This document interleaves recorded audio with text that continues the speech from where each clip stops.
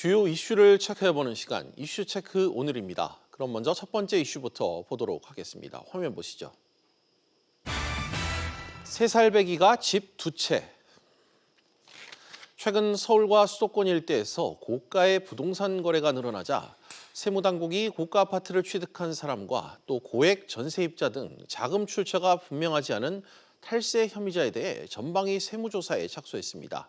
특히 경제적 능력이 부족한데 이 부모 등에게서 자금을 편법 증여받은 이른바 부동산 금수저들이 직접 검증받을 것으로 보입니다. 취재 기자와 자세한 내용 짚어보겠습니다. 경제부 이한승 기자 나와 있습니다. 이 기자, 네. 부동산 금수저를 세무조사한다는 건데 이 부동산 금수저 누구를 지칭하는 겁니까? 제가 좀 여쭤보겠습니다. 3살밖에 안 된 아이가 집을 2채 샀다면 믿어지십니까? 믿을 수 없죠. 그렇죠. 사실 집이 한두 푼도 아니고요. 누군가 아이를 내세워서 집을 샀다라는 의심을 할 수밖에 없는 상황입니다.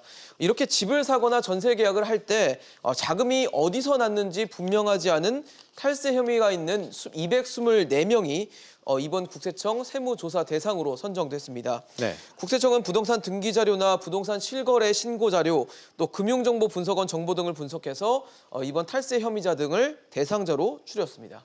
네, 그러니까 이 비싼 집을 샀는데 그 돈이 어디서 났는지 모르는 사람들은 일단 조사를 하겠다 이 얘기인 거죠? 맞습니다. 경제적 능력이 부족한데 집을 산 사람들이 이번 세무조사의 주 타깃이 될 수 있는 건데요. 올해 1월부터 9월까지 서울 지역 아파트를 산 사람들을 연령대로 좀 분석을 해보니까요. 지금 보시는 것처럼 셋 중 1명은 30대 이하였습니다.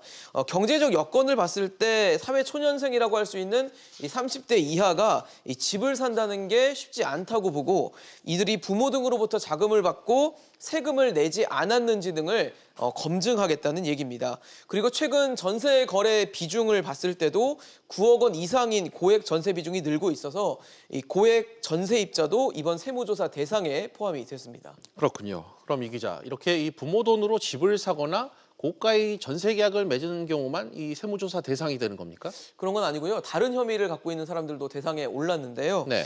주택이나 상가를 사고 팔 때 실거래가로 계약서를 작성하지 않고 업계약서 또는 다운계약서를 작성한 경우에도 이번 세무조사 대상에 포함이 됐습니다. 국세청은 다운계약서를 써서 양도자는 양도소득세를 탄로하고 또 취득자는 자금 출처 검증을 피하는 수단으로 악용되지 않도록 이번 검증에 임할 예정이고요.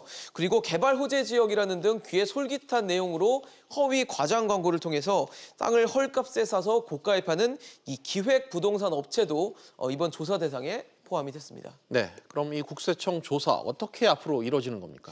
국세청은 조사 대상자인 본인은 물론이고요. 또 필요한 경우에는 부모와 친인척 간의 자금 흐름까지도 면밀하게 추적할 계획입니다. 그리고 취득한 부동산 자금이 만약에 사업 자금에서 왔다면 해당 사업체까지도 조사할 예정입니다. 네. 이를 위해서 정부나 지자체 자료는 물론이고요. 지난달 진행했던 관계기관 합동조사 자료 등도 모두 다 활용한다는 방침입니다. 국세청은 만약에 조사 과정에서 부정한 방법으로 탈세를 한 것이 사실로 확인이 된다면 이 조세범 처벌법에 따라서 검찰에 고발하는 등 엄정하게 조치한다고 밝혔습니다. 네, 이 기자 잘 들었습니다.